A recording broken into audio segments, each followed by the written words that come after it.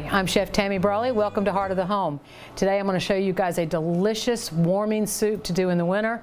This is a curried sweet potato soup, a recent recipe that I've discovered, and it's turned into my new favorite. We're going to have a burner on here with a little bit of olive oil in it, and we're going to turn that up just a bit to do some sauteing. I already have a little olive oil added in here, and we've got that nice and warm. One thing about cooking is that you always want to make sure you never add a product to a cold fat. It becomes unhealthy at that point. So you always want to cook at the right temperature. This has already been warming up for a bit. I have about a cup or so of chopped onions with maybe some leftover parsley that was on my cutting board earlier. We're going to add that into our pot, and you immediately want to start stirring that up. The onions are going to start softening pretty quickly. I am going to hit that with a little bit of kosher salt. Not so much kosher as much as you want a coarse grain salt in this. Really just about any cooking you want to use a coarse grain. A smaller sea salt tends to be a little bit more iodized, taste a little saltier. I don't really cook with a lot of sea salts, but I will finish products with sea salts.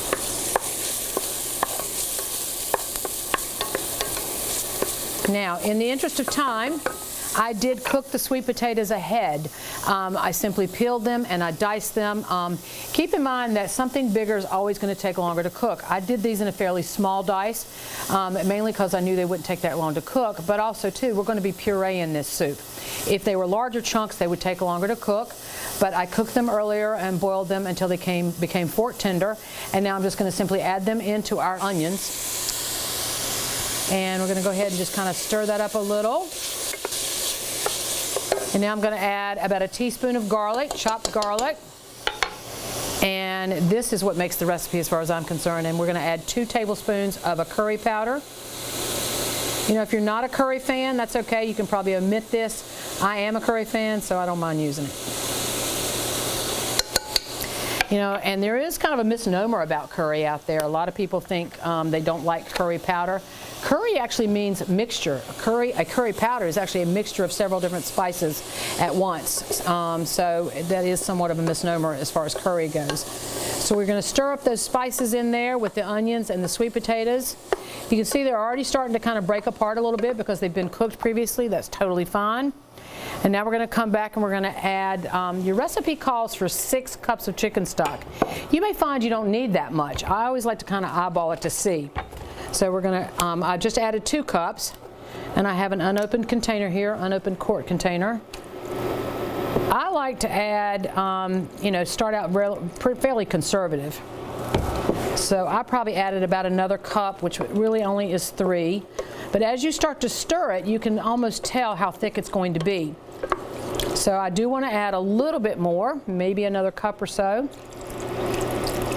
So you may be able to get away with 4 cups of stock versus 6. And then the other thing is that once we puree it, if we need to add more stock at that time, it's perfectly acceptable to do that.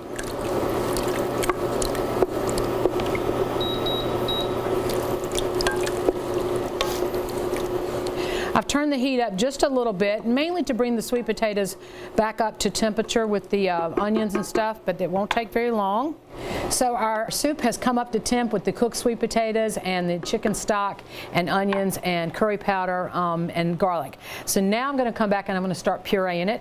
I'm going to use a stick blender here, and I know not everybody has one of these. Most people do have regular blenders, but a word of caution: when you're doing a regular blender and blending soup, you want to make sure you take that little plastic lid off the top of the blender top, and then you want to top it with a towel, okay? And you want to pulse the blender to get the soup up in temperature. If you simply turn that on without pulsing it, you're going to explode. You're going to unfortunately get a burn. So if you are going to use a regular blender for these sorts of things, you want to make sure that you vent that top.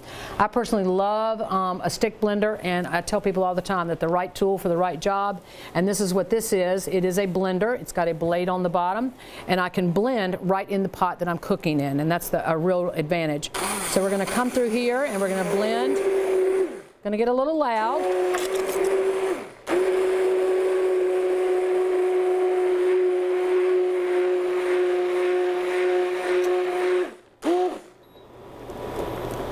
I'm actually going to go ahead and turn the burner down as well.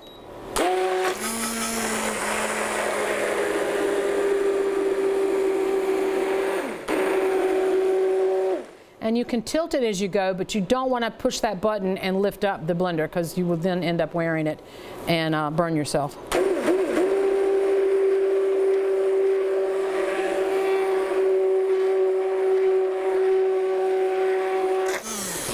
Come back with your spoon and start looking for large chunks that might need to be blended. You might have blended it up pretty perfect already. And to be honest, it looks like I did. So now I'm going to come back and I'm going to add 2 cups of heavy cream. You can add the dairy of your choice. You can actually leave the dairy out and it's still a delicious soup, but I like the dairy. So we have 2 cups of heavy cream we're going to add to that. It's going to just enhance the flavor quite a bit with a little bit of richness.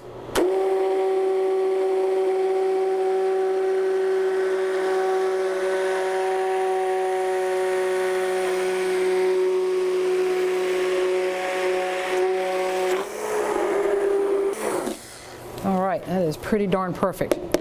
And then to the point of not adding the whole 6 cups of chicken stock, had I have added the 6 cups, it would have been quite a bit thinner, and then by adding the cream, it also would have thinned it out. So I feel good in the fact that I probably used about 4 cups of stock as opposed to 6. So you might want to keep that in mind when you're making this recipe at home. Wow. I wish you guys could smell this. All right, now our soup is pretty much ready. What you want to keep in mind here is the prep that I did ahead and the time that it took for me to do the soup. This is something, if you cook the sweet potatoes in the morning before you go to work, or even the night before, leave them in the refrigerator, and the next night when you come home from work, you can make this soup in less than an hour, which would be great for dinner. So we have a bowl here, and we're actually just going to pour the soup into the middle of it. Let's see if we can do this without making a mess.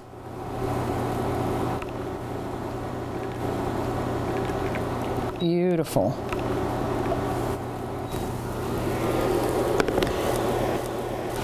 And one thing I love to do with this is to garnish it.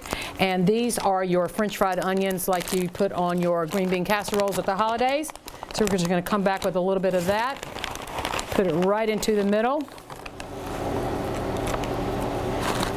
And it's delicious with this flavor with the onions. I love doing this recipe. Again, as I said earlier, it's my new favorite soup. All right, I'm Chef Tammy Brawley from the Green Kitchen. Curried sweet potato soup. Join us next time on Heart of the Home. Recipes from the Heart of the Home can be found on the Virginia Farm Bureau website at vafb.com/recipes, as well as on Chef Tammy Brawley's website at greenkitchenrichmond.com.